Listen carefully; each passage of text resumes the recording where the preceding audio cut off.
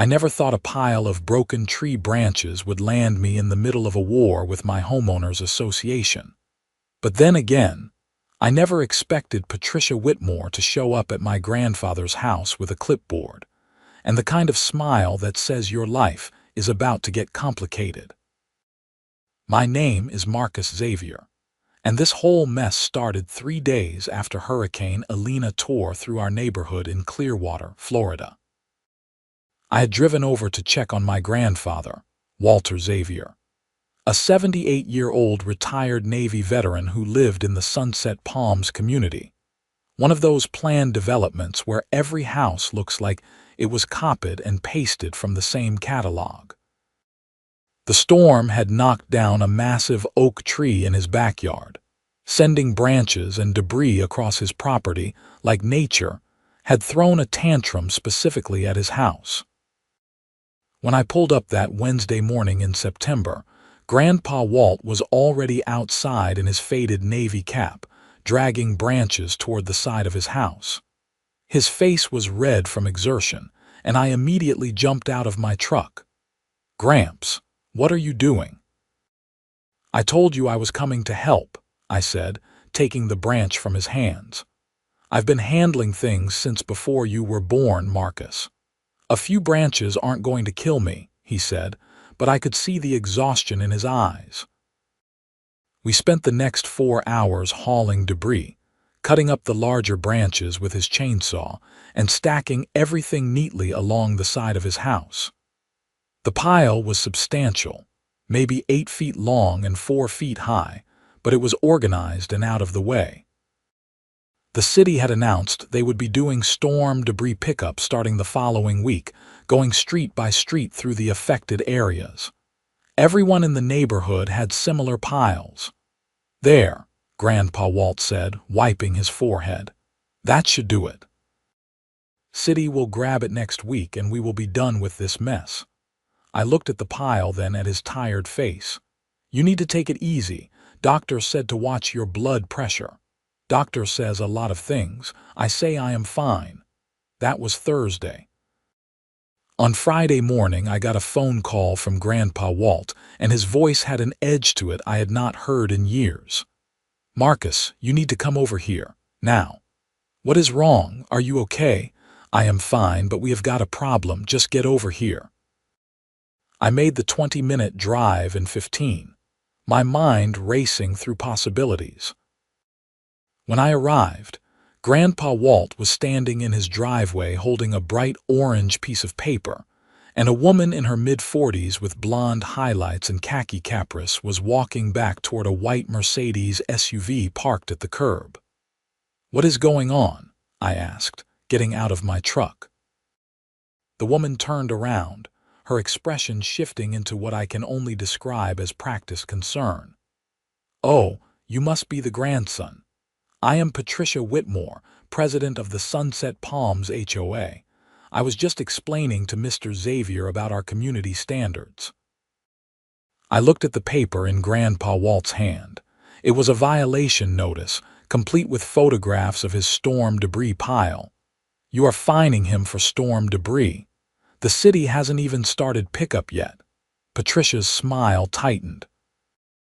"Our CC and Articus are very clear about property maintenance and storage of materials. Section 12, paragraph 4 specifically prohibits the storage of yard waste, construction materials, or debris visible from the street for more than 48 hours. "It is storm debris," I said slowly, as if explaining to a child. "From the hurricane. That came through here 3 days ago. I understand it is an inconvenient situation, but rules are rules. The community standards apply to everyone equally." He has 72 hours to remove the debris or face additional fines. Grandpa Walt's jaw was clenched so tight I thought he might crack a tooth. Every house on this street has debris piles, and every house will receive the same notice if they do not comply within the grace period, Patricia said primly. "We have to maintain property values. You understand?" "The city is coming next week," I interjected. They announce the pickup schedule.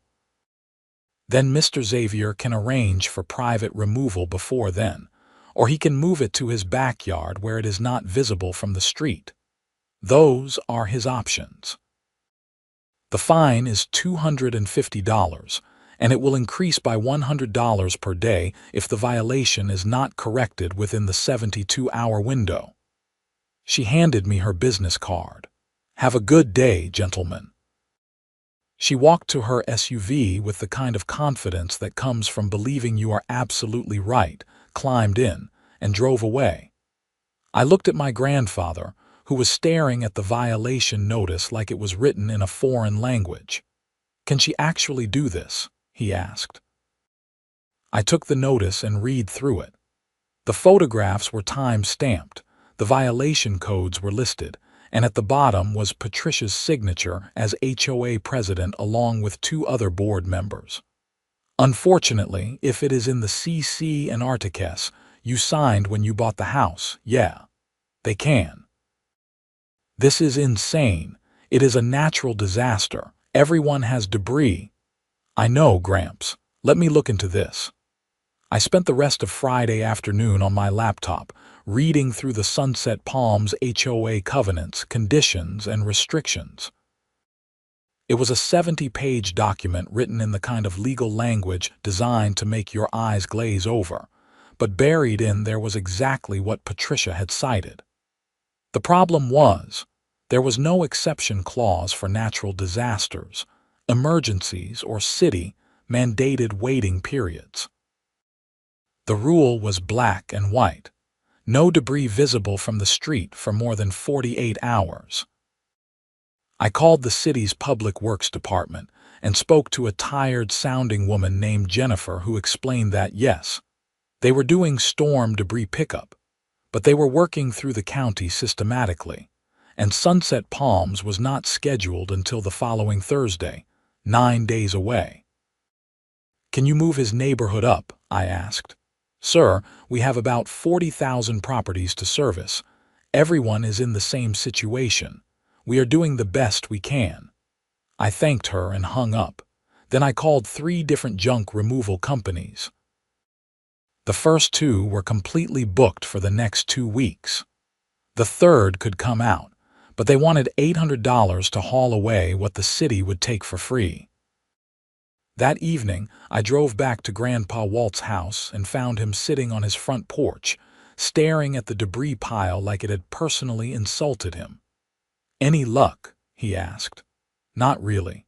Junk removal is either booked solid or wants to charge you $800. The city cannot come until next Thursday.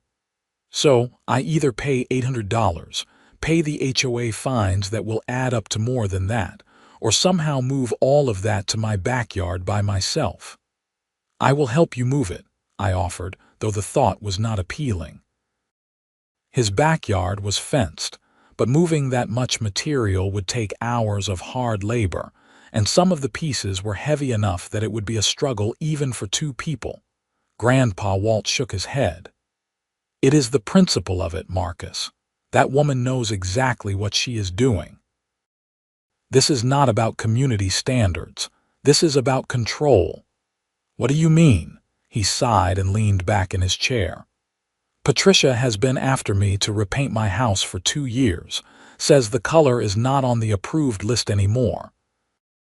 I told her it was on the list when I painted it 5 years ago, and I am not repainting a house that does not need it. Ever since then, she has been looking for ways to hassle me. 2 months ago, she complained that my mailbox was 3 inches too tall. 3 inches. I had to cut it down and reinstall it. Last month, she said my front door wreath was not seasonally appropriate. It was a navy anchor wreath. I have had it for 15 years. I felt my blood pressure rising. She is targeting you. I am not the only one.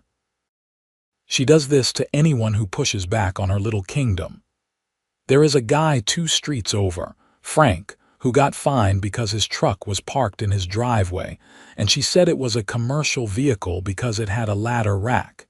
He is a plumber. He needs the truck for work. She made him park it off-site. That is harassment.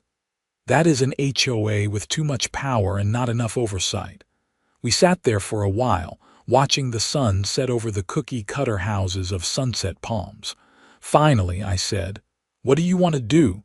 Grandpa Walt was quiet for a long moment. Then he said, "I want to teach her a lesson about what happens when you abuse your power. Gramps, we need to be smart about this." "Oh, I will be smart, but I will also be creative." He smiled, and it was the kind of smile that made me nervous and excited at the same time. Saturday morning, I got another call from Grandpa Walt. "I need you to take me somewhere." "Where?" "The county clerk's office. I want to pull some records." The Pinellas County Clerk's office was open until noon on Saturdays, and we made it there with 40 minutes to spare. Grandpa Walt, despite his age, moved with purpose through the building, requesting property records, HOA bylaws, and board meeting minutes for Sunset Palms. The clerk, a young guy with thick glasses, helped us navigate the database. What we found was interesting. The Sunset Palms HOA had 6 board members, with Patricia as president. According to the bylaws, board decisions required a majority vote, which meant at least 4 members.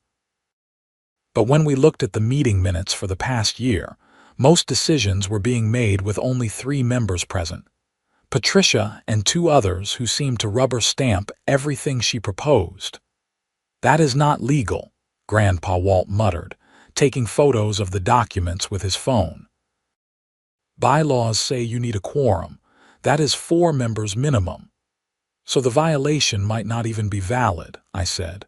"Might not be, but I am betting Patricia is counting on nobody actually checking." We left the clerk's office with copies of everything, and Grandpa Walt was quieter than usual on the drive back. I could practically see the gears turning in his head. "What are you thinking?" I asked. "I am thinking about Navy logistics. You know what we used to say. If you cannot go through a problem, go around it. If you cannot go around it, go over it. And if you cannot go over it, you drop it right back where it came from." "I do not follow," he grinned. "You will." Sunday came and went. The 72-hour deadline was Monday at 10 a.m., the exact time Patricia had served the violation notice on Friday. Grandpa Walt spent most of Sunday making phone calls, and I spent it helping him move some of the smaller debris pieces, but not all of them. The pile remained substantially intact. Monday morning at 9:30, I was at Grandpa Walt's house, and so was a dump truck. Not a small pickup truck bed dump, but a full-sized commercial dump truck, the kind you see hauling dirt at construction sites. The driver was a heavy-set guy in his 50s named Ron, who apparently had served with Grandpa Walt decades ago and owed him a favor. "Walt, you are absolutely sure about this?" Ron asked, grinning. "Never been more sure of anything in my life," Grandpa Walt replied. I was starting to understand the plan, and I could not help but laugh. "Gramps, this is crazy. Crazy is fining a veteran for storm debris during a natural disaster. This is justice." We spent the next 45 minutes loading every single branch, every stick, every piece of storm debris into the dump truck. Ron's truck had a hydraulic lift bed, and we filled it to capacity. By the time we were done, it was 10:15 a.m., 15 minutes past the violation deadline. "All right," Grandpa Walt said, dusting off his hands. "Ron, you know where to go." "Yes, sir." 4225 Sunset Boulevard, the HOA office entrance. The Sunset Palms HOA office was located in a small strip of commercial buildings at the entrance of the development, right next to the community pool and clubhouse. It had a nice circular driveway with landscaped palm trees and a fountain. It was the showcase of the community, the first thing visitors saw when they entered. We followed Ron in my truck, and I felt a mixture of anxiety and exhilaration. When we pulled up to the HOA office, Patricia's white Mercedes was parked in front, along with two other cars I did not recognize. Ron positioned the dump truck directly in front of the main entrance, blocking both glass doors. Then, with Grandpa Walt giving him a thumbs up, he pulled the hydraulic lever. The truck bed lifted slowly, and then all at once, 8 feet of tree branches, limbs, leaves, and storm debris came cascading out in a massive pile directly in front of the HOA office entrance. It was beautiful in its chaos, a mountain of nature's fury deposited with precision. The noise brought Patricia and 2 other women rushing to the doors. They stopped short, staring through the glass at the pile that now completely blocked their entrance. Grandpa Walt walked up to the door, smiled, and held up his phone. He had printed out a custom violation notice that mirrored the one Patricia had given him. I could see him taping it to the glass door. Violation notice, it read. Property is in violation of debris storage regulations. You have 72 hours to remove this material or face additional penalties. Regards, Walter Xavier, concerned citizen. Patricia's face went from pale to red in about 3 seconds. She yanked open the door, but the debris pile made it impossible to open more than a few inches. "What do you think you are doing?" she screamed through the gap. "Following your rules," Grandpa Walt called back calmly. "You said I had to remove debris from my property. I removed it. You never said where I had to take it. This is illegal dumping. I am calling the police. Go ahead." "I will wait right here." And he did. We sat on the hood of my truck while Patricia presumably called the Clearwater Police Department. Ron had already driven off, his job complete, leaving just the pile and us. 2 patrol officers arrived about 20 minutes later. One was a young guy who looked like he had just graduated from the academy, and the other was a woman in her 30s with tired eyes that said she had seen everything. "All right, what is going on here?" the female officer asked. Her name tag read Martinez. Patricia burst through the side entrance of the building, having found an alternate route out. "Officers, this man illegally dumped yard waste on our property. I want him arrested." Officer Martinez looked at the pile, then at Grandpa Walt. "Sir, did you put this debris here?" "I did," Grandpa Walt said calmly. "Why?" Grandpa Walt pulled out his violation notice and handed it to her. "Because the HOA president here fined me for having storm debris on my property following Hurricane Elena. The city has not come for pickup yet, and she gave me 72 hours to remove it or face escalating fines, so I removed it." Officer Martinez read the notice, her expression carefully neutral. "Madam, is this accurate?" "The violation is legitimate," Patricia said, her voice shrill. "But that does not give him the right to dump it here." The young officer was trying not to smile. Officer Martinez handed the notice back to Grandpa Walt. "Technically, sir, this could be considered illegal dumping." "On whose property?" Grandpa Walt asked. "Because according to county records, this property is owned by the Sunset Palms Community Association, which I am a dues-paying member of. I did not dump it on someone else's property. I deposited it on community property that I have a legal stake in." Officer Martinez blinked. "That is an interesting interpretation." "I am a lawyer's son," Grandpa Walt said. It was true. My great-grandfather had been an attorney in Tampa. Patricia was practically vibrating with anger. "This is obstruction. He is blocking our entrance. Is there another entrance?" Officer Martinez asked. "Well, yes, but that is not the point, madam. This seems like a civil dispute. The gentleman is claiming he has a right to use community property. You are claiming he does not. That is something you will need to resolve through civil channels." "You are not going to do anything." Patricia's voice hit a pitch that probably scared dogs 2 streets over. "We can file a report documenting the incident, but I am not seeing a criminal matter here. This is an HOA dispute. Officer Martinez turned to Grandpa Walt. Sir, I would recommend working this out through proper channels, and maybe not dumping any more debris on community property. Understood, officer. I have no more debris to dispose of. The officers left, and Patricia looked like she wanted to explode. You have not heard the last of this, Walter. I will have the board fine you into oblivion. Good luck with that, Grandpa Walt said. You might want to check your meeting minutes. Make sure you have a proper quorum before you start making decisions. Her face went pale. What are you talking about? I pulled the records, Patricia. Last 12 board meetings, you only had 3 members present. Bylaws require 4 for a quorum. Every decision you have made for the past year might be invalid. I watched the realization hit her.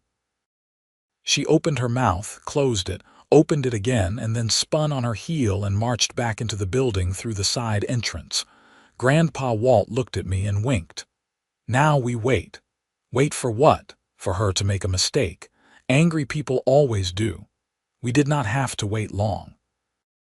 By Tuesday morning, every homeowner in Sunset Palms received an emergency notice about a special board meeting scheduled for Wednesday evening to address ongoing violations and community concerns. The notice was signed by Patricia alone. Grandpa Walt attended that meeting, and he brought me along for support. The community clubhouse was packed. Apparently, we were not the only ones who had issues with Patricia's management style. I recognized several faces from the neighborhood, including Frank, the plumber Grandpa Walt had mentioned. Patricia sat at a table at the front with 2 other board members, both middle-aged women who looked uncomfortable. There were 3 empty chairs where the other board members should have been.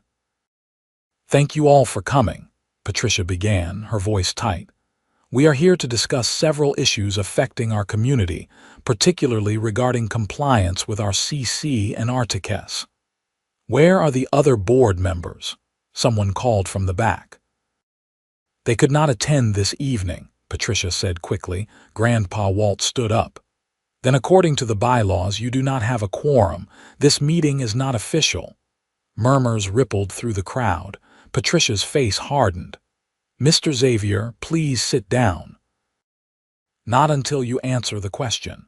Where is your quorum? One of the women sitting next to Patricia shifted uncomfortably. Patricia, he is right. We need at least 4 members. We can proceed with important community business, Patricia insisted. No, you cannot, a new voice said. A man in his 60s with a briefcase had stood up. My name is George Sullivan. I am an attorney and I live on Magnolia Drive. Mr. Xavier is correct. Without a quorum, any decisions made tonight would be invalid and potentially actionable. The room erupted into conversation. Patricia tried to regain control, but it was too late. People started standing up, sharing their own stories of harassment and petty fines. Frank talked about his truck. A woman named Carol described being fined because her daughter's pink tricycle was visible from the street. An elderly couple explained that they had been threatened with legal action because their grass was a 1/4 inch too tall during a drought when the county had restricted watering. It went on for over an hour. Patricia tried several times to adjourn the meeting, but people kept talking. Finally, George Sullivan, the attorney, stood up again. I move that we hold an emergency election for a new board. The current board has clearly lost the confidence of the community. You cannot do that, Patricia said, but her voice had lost its authority. Actually, according to your own bylaws, yes we can. Section 8, Paragraph 2. Any homeowner can call for a vote of no confidence with a petition signed by 20% of residents. I am willing to bet we can get that right now. He pulled out a clipboard and people practically ran to sign it. Within 20 minutes, he had signatures from over 30% of the homeowners present. Patricia stood up. grabbed her papers, and walked out without another word. The two women who had been sitting with her looked relieved. The following week was a whirlwind. George Sullivan helped organize a proper board election. Patricia technically remained president until the election was finalized, but she had stopped issuing violations. The debris pile at the HOA office sat untouched for 3 days, until the city finally came and picked it up as part of their regular storm debris route. During the election process, we learned more about Patricia's tenure as HOA president. She had been selectively enforcing rules, targeting people who disagreed with her while ignoring violations from her friends. She had spent thousands of HOA dollars on personal landscaping for her property, claiming it was for community beautification demonstrations. She had even tried to approve a contract with her brother's property management company without disclosing the relationship. The new board was elected on a Saturday in early October. George Sullivan became president. Frank the plumber became vice president. The board included a retired teacher, a small business owner, and a nurse. Their first official act was to review and rescind over 200 questionable fines that Patricia had issued over the past 2 years, including Grandpa Walt's storm debris violation. Their second act was to add natural disaster exceptions to the CC and Articus. Their third act was to hire a forensic accountant to review the HOA finances. That is when things got really interesting. The accountant, a sharp woman named Rebecca Chen, found discrepancies totaling over $40,000. Patricia had been writing checks to vendors who did not exist, creating false invoices for work never completed, and generally treating the HOA account like her personal piggy bank. George Sullivan contacted the Clearwater Police Department, and this time, the investigation was criminal, not civil. I was at Grandpa Walt's house 2 weeks after the election when we saw Patricia being escorted from her home in handcuffs. Detective James Warren, the lead investigator, had obtained warrants for embezzlement and fraud.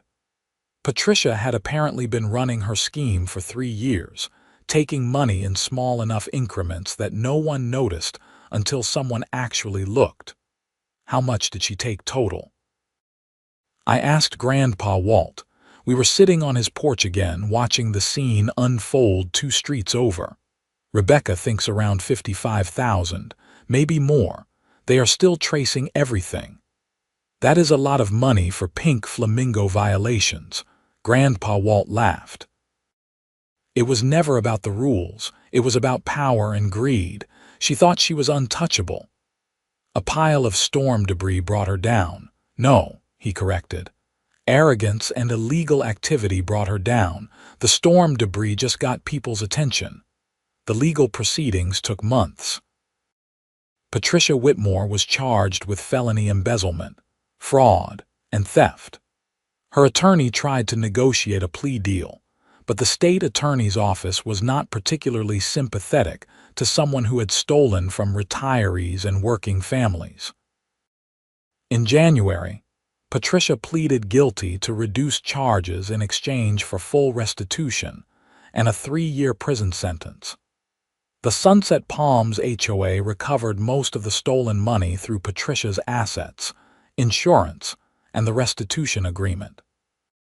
The new board used the experience to completely overhaul their governance structure, implementing checks and balances, requiring monthly financial reports available to all homeowners, and establishing a community ombudsman to handle complaints about board actions.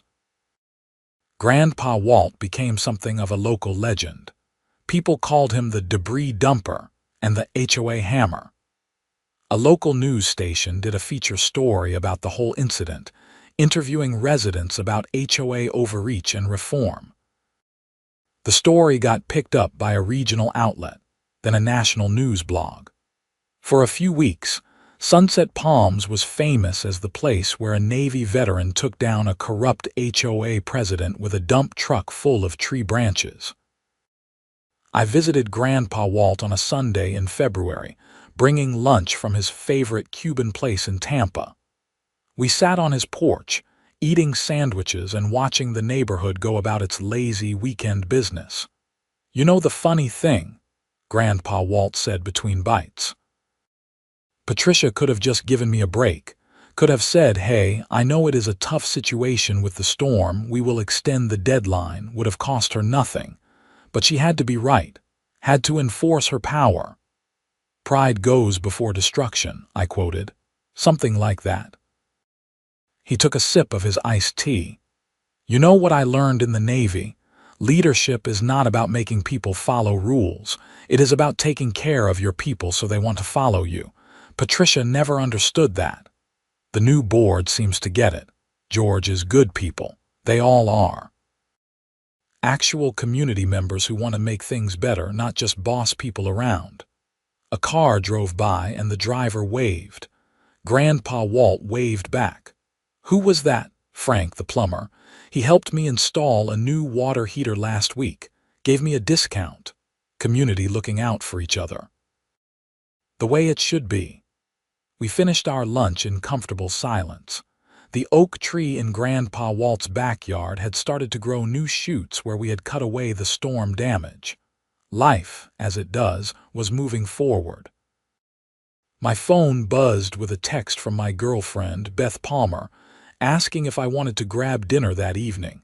I texted back yes and looked up to find Grandpa Walt watching me with an amused expression. "What?" I asked. "Nothing. Just thinking about how things work out." "You came over to help your old grandpa move some branches, ended up taking down a criminal enterprise. I think you did most of the heavy lifting there. We made a good team." He stood up and stretched. "You know what the best part is? Not the money recovered, not even Patricia going to jail. It is that people in this neighborhood remembered they have a voice. They remembered they can push back against bullies and tyrants, even little ones running HOAs. You think it will last? As long as people stay involved and pay attention, yes. The minute they check out and stop caring, someone like Patricia can take over again. That is how it works." He had a point. Democracy, even at the homeowners association level, required participation over the next few months. Life in Sunset Palms returned to a new normal. The HOA still existed, still enforced reasonable rules about property maintenance and community standards, but the tone had changed. There was flexibility, common sense, and actual concern for residents rather than rigid adherence to arbitrary regulations. The local news did a follow-up story in March, interviewing George Sullivan about HOA reform. He used the opportunity to encourage other communities to audit their own associations, to read their bylaws, and to hold their boards accountable. "What happened here was not unique," George said in the interview. HOAs across the country face these issues. The difference is people here decided to do something about it. One man with a dump truck full of debris started a conversation that changed our entire community. I watched the interview with Beth at my apartment. She had heard all the stories by now, had met Grandpa Walt several times, and had become fascinated by the whole saga. "Your grandfather is kind of a badass," she said. "Yeah, he really is. Do you think he knew it would turn out like this?" When he dumped the debris, I thought about that. I think he knew something had to change. I think he was tired of being pushed around and decided to push back. Whether he expected to uncover embezzlement and fraud, probably not. But I think he knew that standing up to a bully would inspire other people to do the same. Well, it worked. It really had. As we moved into spring, stories continued to emerge about positive changes in Sunset Palms. The community garden that had been rejected 3 times by Patricia's board was finally approved and installed. Residents organized a neighborhood watch program that actually focused on safety rather than citation enforcement. The community pool underwent renovations funded by properly managed HOA reserves that Patricia had been slowly draining. I stopped by Grandpa Walt's house one Saturday in April to help him plant some new flowers in his front yard. The sun was warm, the humidity had not yet reached its summer brutality, and the neighborhood was alive with the sounds of people outside enjoying the weather.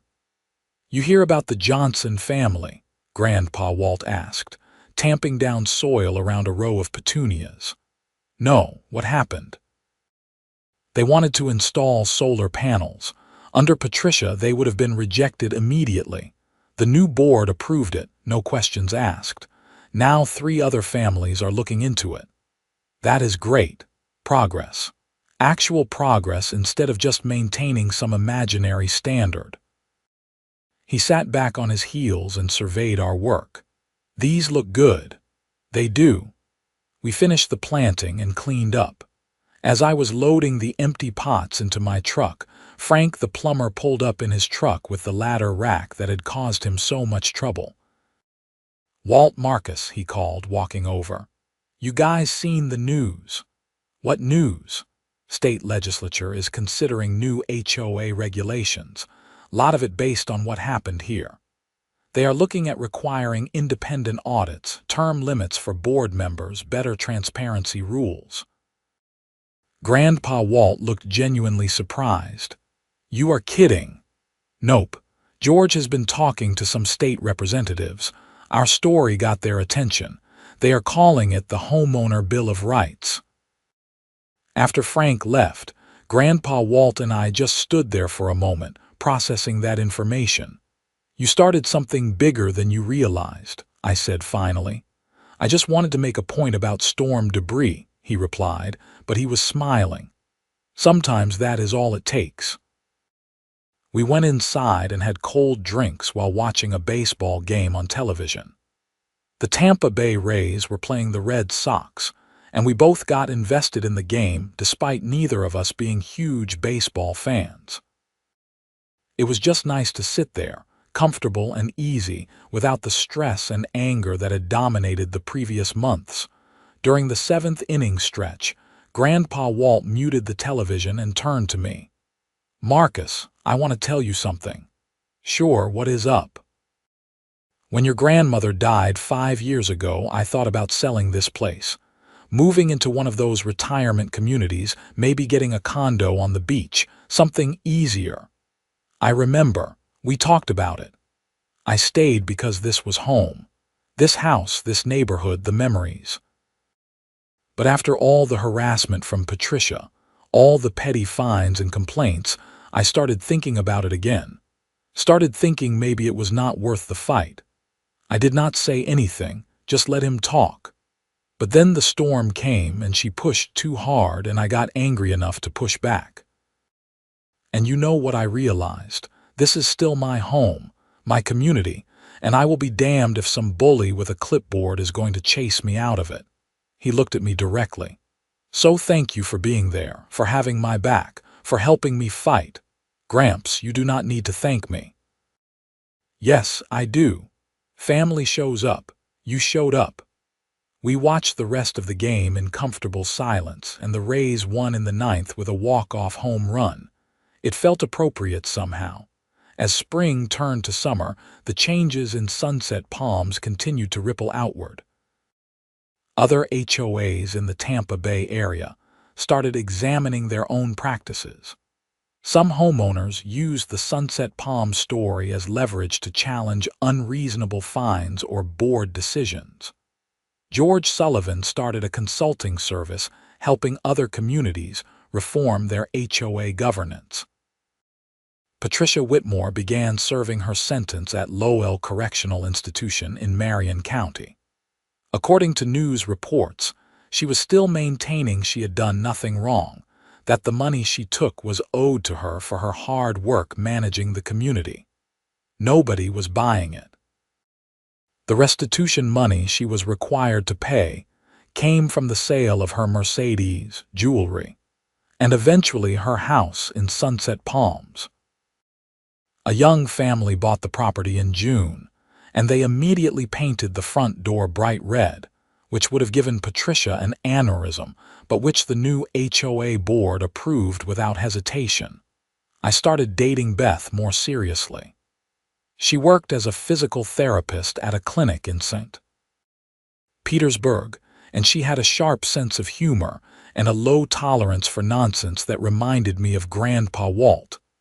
I brought her to Sunday dinners at his house, and they got along immediately. "Your grandfather is a troublemaker," Beth told me after one dinner in July. "He prefers justice seeker," I replied. "Same thing, just with better PR." She was not wrong.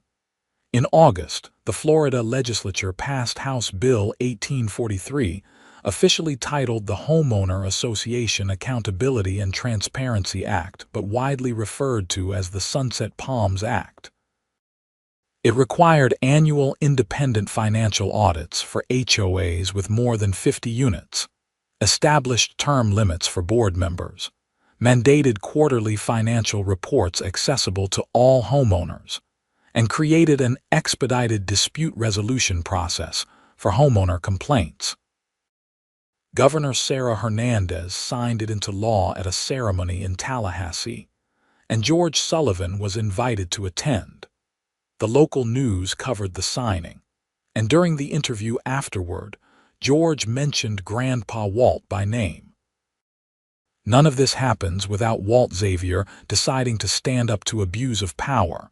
He is the real hero of this story. When I showed Grandpa Walt the news clip, he shook his head. "I am not a hero. I am just a stubborn old man who got tired of being pushed around." "Sometimes that is what heroism looks like," I said. He did not argue, but I could see he was pleased. Fall arrived with slightly cooler temperatures and the constant threat of more hurricanes. Fortunately, the season was mild, and Clearwater was spared any direct hits.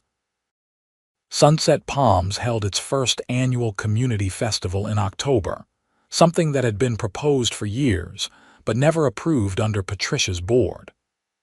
There were food trucks, a local band, games for kids, and a genuine sense of community that had been missing for too long.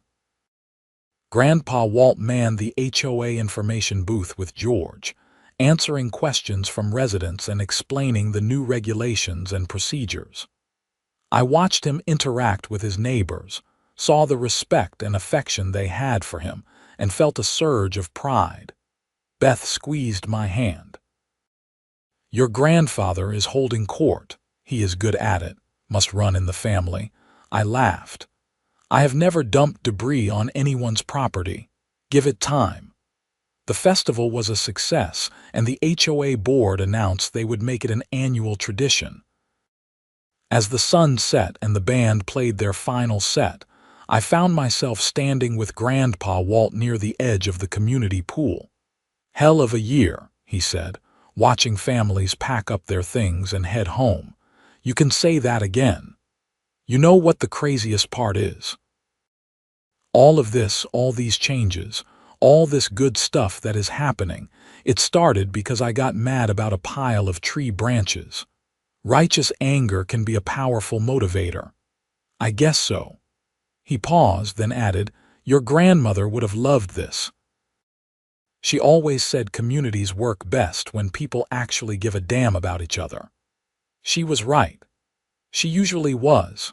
We stood there a while longer, watching the last families leave, watching volunteers clean up, watching the community that had been broken and was now healing. Winter came, and with it the holidays. Grandpa Walt hosted Christmas dinner, inviting not just family but also George Sullivan and his wife, Frank and his family, and several other neighbors who had become friends through the whole HOA saga. The house was packed, loud, and warm with the kind of joy that comes from genuine connection. Beth helped Grandpa Walt in the kitchen, the two of them trading jokes and cooking tips like they had known each other for years. I found myself thinking about the future, about building something lasting with her, about maybe someday having kids who would call Grandpa Walt, Great-Grandpa Walt, and hear stories about the time he took on the HOA with a dump truck. After dinner, as people were having coffee and pie, George stood up and clinked his glass. I want to make a toast to Walt Xavier, who reminded us all that standing up for what is right matters, even when it is inconvenient, even when it is scary, even when it is just about a pile of storm debris. Everyone raised their glasses. To Walt, Grandpa Walt looked embarrassed but pleased. Speech, someone called. He stood up slowly. I am not much for speeches, but I will say this. This past year taught me that community is not about following rules blindly. It is about people taking care of each other, standing up for each other, and remembering that we are all in this together. So here is to all of you for being the kind of neighbors and friends that make this community worth fighting for. More glasses raised, more cheers. It was a good night, the kind that sticks in your memory and becomes a touchstone for what home should feel like. January brought the 1-year anniversary of Patricia's sentencing. The local paper did a retrospective piece on the case, interviewing residents, legal experts, and HOA reform advocates. The article painted a picture of a community transformed, of systems improved, and of one man's refusal to be pushed around sparking a movement. I read the article aloud to Grandpa Walt while we sat on his porch. Even in January, Florida afternoons could be pleasant if you had the sun and no wind. They are making me sound like some kind of revolutionary, he said when I finished. You kind of are. I dumped tree branches on a lawn, Marcus. Let us not get carried away. You exposed corruption, inspired reform, and changed laws. That is more than tree branches. He considered that. I suppose when you put it that way, it does sound more impressive. It is impressive. What you did mattered. What we did, he corrected. You were there too. I just drove the truck and moved some branches. You had my back. That is what mattered most. We sat quietly for a while watching the neighborhood. A young couple walked by with a stroller. Someone 2 houses down was washing their car. Normal, everyday life in a community that was healthier and stronger than it had been a year ago. You know what I hope, Grandpa Walt said eventually. What? I hope people remember this story not because of what Patricia did, but because of what everyone else did after. I hope they remember that when people work together, when they pay attention and hold their leaders accountable, good things can happen. That is the lesson worth keeping. I think people will remember both, the cautionary tale and the inspiration. Maybe. He stretched and stood up. Come on, I've got something to show you. I followed him into the garage where he had been spending more time lately on various projects. In the corner sat a wooden sign, beautifully carved and stained. It read, Sunset Palms Community Garden established 2025, dedicated to the belief that communities grow stronger when neighbors grow together. The board commissioned it, Grandpa Walt explained. Asked me to make it. I have been doing woodworking to keep busy. Gramps, this is beautiful. It is something good coming from all that mess, tangible proof that things can get better. We installed the sign at the community garden the following weekend. It stood at the entrance, welcoming residents to the space that had been a dream for years and was now a thriving reality. People had planted vegetables, herbs, and flowers. There were benches for sitting, a small tool shed, and a bulletin board for sharing gardening tips. Beth and I started volunteering there on weekends, helping maintain the space and chatting with neighbors. It became our routine, our way of contributing to the community that had given us this story, this lesson, this reminder that ordinary people could make extraordinary changes when they decided to stand up. March arrived again. bringing with it the second anniversary of Hurricane Elena and the beginning of the whole saga. The Sunset Palms HOA board held a community meeting to discuss hurricane preparedness and to remind everyone of the resources available if another storm hit. The tone was completely different from the emergency meeting that had ended Patricia's reign. This was collaborative, informative, and respectful. George outlined the preparedness plan, invited feedback, and made it clear that if another hurricane hit, the HOA would be supporting residents, not fining them. "We learned a lot over the past 2 years," George said in his closing remarks. "We learned that rules without compassion are not worth having. We learned that power without accountability leads to abuse. And we learned that one person standing up for what is right can change everything. Thank you all for being part of this community, and thank you especially to Walt Xavier for reminding us what leadership and courage actually look like." Applause filled the room. Grandpa Walt, sitting next to me, waved it off but could not hide his smile. After the meeting, several people came up to talk to Grandpa Walt, to thank him, to share their own stories of positive changes they had seen. He handled each conversation with grace and humility, always redirecting credit to the collective effort rather than his individual action. Driving him home that night, I said, "You really do not like being the center of attention, do you?" "I like that things got better. I do not need credit for it." "Too bad. You are stuck with it," he laughed. "I suppose there are worse problems to have." We pulled into his driveway and I walked him to the door like I always did. The oak tree in his backyard was fully recovered now, lush with new growth, as if the hurricane damage had never happened. Nature had healed itself, and so had the community. "Thanks for the ride," Grandpa Walt said. "Anytime you need anything this week, I am good, but come by Sunday, I am making paella. I will be here. Can I bring Beth? Of course, she is family now."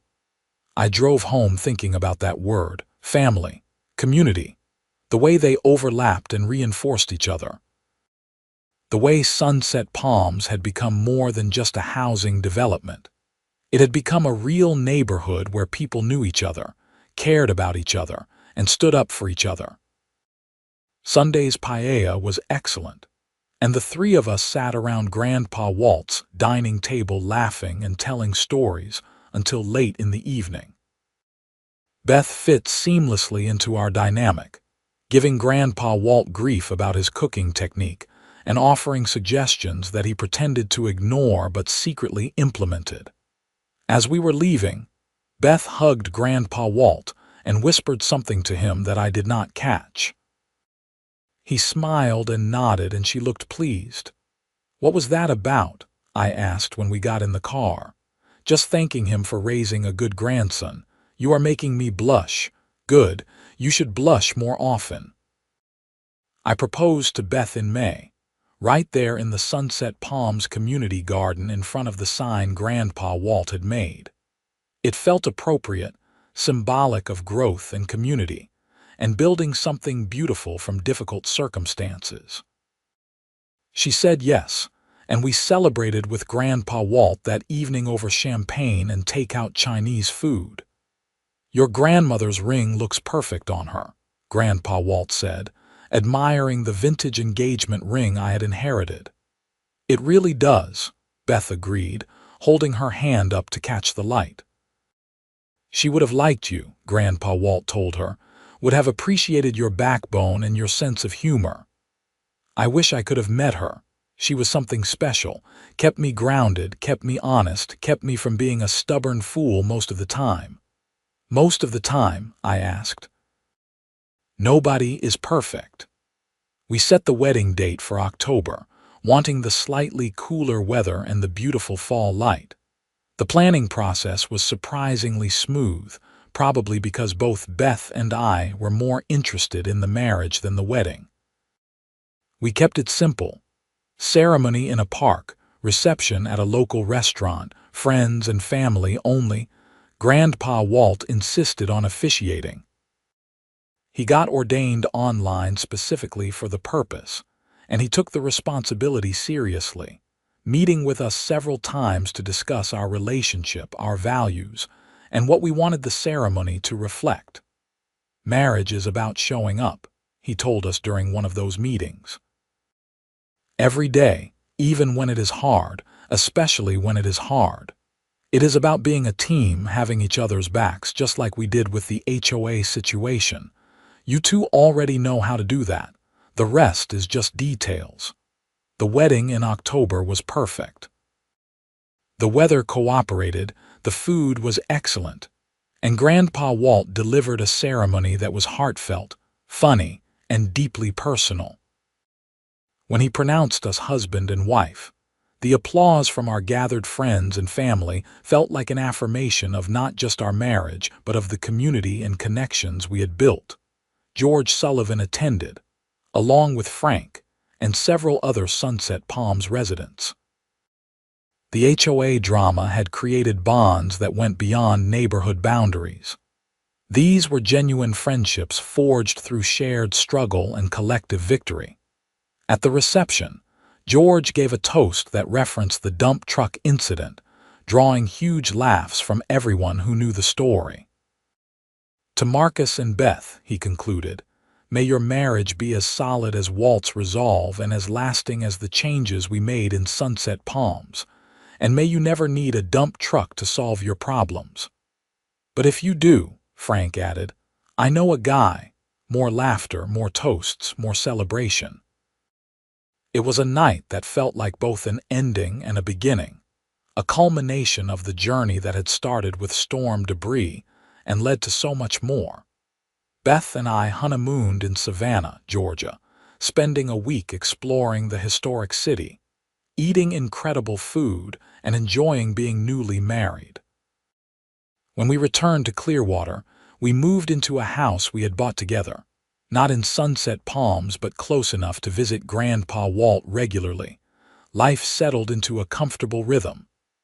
I continued my work as a project manager for a construction company.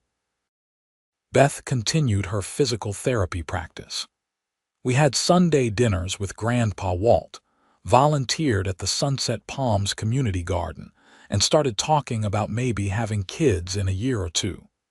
The HOA drama faded into the background, becoming a story we told rather than a reality we lived.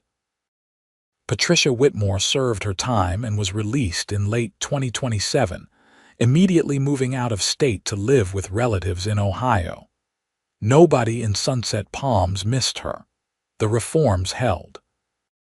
The new board members elected after George's initial term were equally committed to transparency, accountability, and community service. The Sunset Palms Act inspired similar legislation in other states. HOA reform became a genuine movement, with Grandpa Walt's story serving as a rallying cry for homeowners tired of abuse and overreach. In early 2028, Grandpa Walt was invited to speak at a national HOA reform conference in Washington, D.C. Initially, he declined, saying he was not a public speaker and did not want to travel. But George, Beth, and I convinced him it was important, that his story could help others facing similar situations. So in March of 2028, 3 years after the dump truck incident, Grandpa Walt stood on a stage in front of hundreds of homeowners, HOA board members, lawyers, and legislators, and told his story. He talked about the hurricane, the debris, the violation notice. He talked about Patricia's abuse of power and the community's response. He talked about the dump truck, the investigation, and the reforms that followed, and he talked about what it all meant. I am not special, he said near the end of his speech. I am just a guy who got tired of being pushed around and decided to push back. But here is what I learned. You do not have to accept injustice, even small injustice. You do not have to put up with bullies, even ones with clipboards and community bylaws. And most importantly, you are not alone. When you stand up, others will stand with you. Change is possible, but only if someone is willing to take the first step. The standing ovation lasted 5 minutes. Afterward, dozens of people approached him with their own stories, seeking advice, looking for hope. Grandpa Walt listened to each one, offered what wisdom he could, and encouraged them to take action in their own communities. Flying home from D.C., Grandpa Walt was quiet, reflective. Finally, he said, "I never imagined that pile of tree branches would lead to all this." "I think you underestimate the power of standing up for what is right," I replied. "Maybe, or maybe I just got lucky that other people were ready to stand up too." "Little of both, probably," he smiled. "Yeah, little of both." Back in Clearwater, life continued. Beth found out she was pregnant in June, and Grandpa Walt was overjoyed at the prospect of becoming a great-grandfather. We started preparing the nursery, attending parenting classes, and generally freaking out in the way all first-time parents do. Grandpa Walt built a crib, a beautiful hand-crafted piece that would become a family heirloom. He presented it to us one Sunday in August, and Beth cried happy tears while running her hands over the smooth wood. "Your great-grandmother and I used this crib for your father," he told me. "I rebuilt it, reinforced it, made sure it meets modern safety standards. Now it is ready for the next generation. Gramps, this is incredible. Family takes care of family. That is how it works." Our daughter, Molly Grace Xavier, was born in February 2029, 4 years after the hurricane that started everything. She was healthy, loud, and absolutely perfect. Grandpa Walt held her in the hospital, tears streaming down his weathered face, and whispered stories to her about her great-grandmother, about the Navy, about standing up for what is right even when it is hard. Watching him with my daughter, I thought about legacy. Not just genetic legacy, but the legacy of values, of principles, of courage. Grandpa Walt had taught me that standing up to injustice mattered, that community mattered, that ordinary people could make extraordinary differences. And now, I would teach those same lessons to Molly. The Sunset Palms Community Garden dedicated a new section to children's education in Molly's birth month, creating raised beds at kid height where young residents could learn about growing food. The dedication sign, made by Grandpa Walt, read, "For the next generation may they grow strong, grow kind, and grow brave enough to tend their communities with care." Time moved forward as it always does. Grandpa Walt became a regular fixture in Molly's life, babysitting, telling stories, teaching her about plants and birds and the importance of standing up to bullies even when they seem powerful. The Sunset Palms story became family lore, told and retold with embellishments and laughter. "Tell me about the dump truck, great-grandpa," Molly would demand as she got older, and Grandpa Walt would launch into the tale, making truck noises and describing the look on Patricia's face when the debris cascaded down. The HOA reforms continued to spread. By 2030, over 30 states had passed some form of HOA accountability legislation. Court cases cited the Sunset Palms precedent. News articles still occasionally reference the dump truck incident as an example of grassroots activism and community organizing. Grandpa Walt lived to see his 88th birthday, surrounded by family, friends, and neighbors who had become family. He remained active and sharp until the end, still doing woodworking projects, still volunteering at the community garden, still attending HOA meetings to keep the board honest. When he passed away peacefully in his sleep in the spring of 2035, the entire Sunset Palms community mourned. The funeral was held at the community clubhouse because no church in Clearwater was large enough to hold everyone who wanted to pay respects. George Sullivan delivered the eulogy, talking about courage, integrity, and the power of one person to change the world. Frank talked about friendship and loyalty. I talked about love and family, and the lessons Grandpa Walt had taught me about standing up for what is right.